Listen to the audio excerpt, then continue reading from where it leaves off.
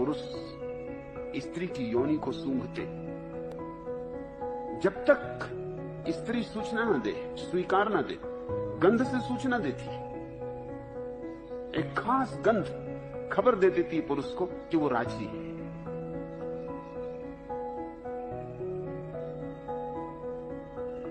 लेकिन हमने तो बहुत तरह की गंधें ईजाद कर ली। हमने इतनी गंधें ईजाद कर ली हैं कि आज तय करना मुश्किल है कि कौन सी गंध किस व्यक्ति की सहज गंध। पुरुषों की स्त्रियां भी जब किसी पुरुष में उत्सुक होती हैं संभोग के लिए, तो उनकी योनि से वैसी ही गंध उठती जैसी गंध पशुओं की योनियों से उठती।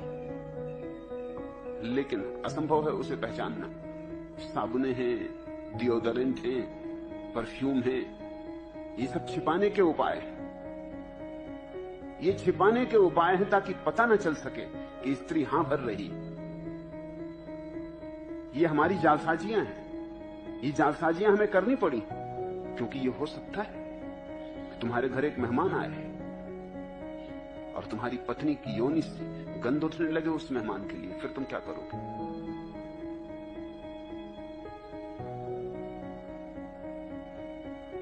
नियमों का, कानूनों का कोई बंधन प्रकृति पर नहीं। हो सकता है वो आतुर हो जाए, कामातुर हो जाए उस मेहमान के प्रति, तो तत्क्षण उसका शरीर गंध देगा, लेकिन वो गंध तुम्हारी सारी सामाजिक व्यवस्था को तोड़ देगा। तो उस गंध को छिपाना जरूरी है। तो हम गंधों की परतें लेपे हुए हैं अपने ऊपर, फिर उनके ऊपर वस्त्रों को लपेटे हुए ताकि पता न चल सके। तो ऊपर ऊपर शिष्टाचार चलता रहेगा। अब जैसे अगर कोई पुरुष किसी स्त्री में उत्सुक हो जाए तो उसकी जन्नेंद्री तत्क्षण खबर दे देगी कि वो उत्सुक हो गया। इसलिए वस्त्रों में ढांक के रखना जरूरी ताकि ऊपर ऊपर वो शिष्टाचार बताता रहे और भीतर भीतर जलता रहे काम अग्नि में। हमने मनुष्य को अप्राकृतिक कर दिया है, पाशविक नहीं, अप्राकृतिक। कोई पशु अजायब घरों को छोड़ के होमोसेक्सुअल नहीं होते, समलैंगिक नहीं होते।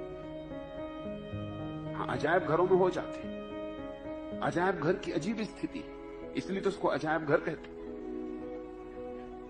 अब 27 साल में, 28 साल में, तब तक काम वासना उतार पे आने लगी।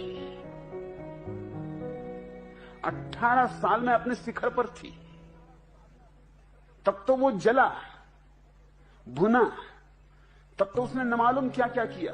हस्तमैथुन करेगा, कोई पशु हस्तमैथुन नहीं करता, कोई जरूरत नहीं। ये कोई पाशविक काम नहीं है, ये बड़ा महान मानवीय कार्य है हस्तमैथुन। ये कोई पशु नहीं करता। अगर तुम्हें पशुओं से ही तौल करनी है तो इस तरह के कामों का खूब प्रचार करो, महात्माओं को कहो फैलाओ हस्तमैथुन लोगों में, क्योंकि ये काम तो सिर्फ आदमी ही करता है। धन्य है मनुष्य, बड़े आविष्कारक हैं। लेकिन तुम मजबूर कर रहे हो। 18 साल में जब काम वासना प्रगाढ़तम है, जबकि युवक एक रात में कम से कम 4 से 7 बार तक संभोग करने में योग्य है, तब तुम उसे जला रहे हो। अब ये युवक अगर किसी स्त्री को रास्ते पर धक्का दे दे, किसी की साड़ी ही खींच दे, कंकड़ ही मार दे, तो इसको तुम पाशविक व्यवहार कहोगे? मैं कहता हूं ये तुम्हारा समाज मूड है जिसका ये परिणाम है। और फिर जब ये जलती हुई आग, और वासना आग है, और इस आग को रूपांतरित करने के लिए तुमने युवकों को क्या दिया है? तुमने कोई कला दी उन्हें, तुमने कोई ध्यान दिया उन्हें, तुमने कुछ योग दिया उन्हें कि वो इस अपनी कामाग्नि को परिवर्तित कर लें, रूपांतरित कर लें? वो तो कुछ नहीं दिया। हाँ, तख्तियां लटका दी हैं कि ब्रह्मचर्य ही श्रेष्ठ जीवन। तख्तियों से कुछ होता है? महात्मा गण आते हैं, वो कहते हैं ब्रह्मचर्य ही श्रेष्ठ जीवन।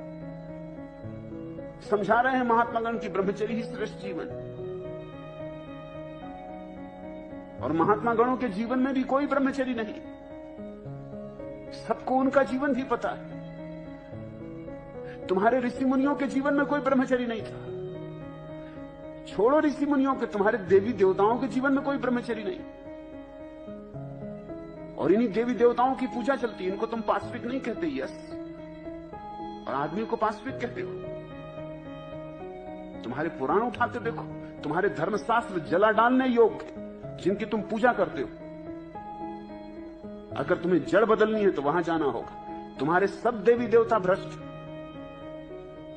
स्वर्ग में तुम्हारे देवता करते क्या है? नचा रहे हैं अप्सराओं को। उर्वशी नाच रही, मेनका नाच रही। क्यों होती? बात सीधी साफ है। इसके लिए कोई बहुत बड़े शोधकारी करने की जरूरत नहीं है। छोटी मोटी बुद्धि का आदमी भी समझ ले कि बात सीधी साफ है। तुमने यहां वही काम कर दिया जो तुमने आदमियों के साथ किया। तुमने बांट दिए, यहां बंदरों को एक कटघरे में कर दिया, बंदरियों को दूसरे कटघरों में कर दिया। उपद्रव शुरू हो जाएगा, अड़चनें शुरू हो जाएंगी। स्त्रियां भी हस्त मैथुन में पड़ जाती, मगर स्त्रियां पकड़ी नहीं जाती।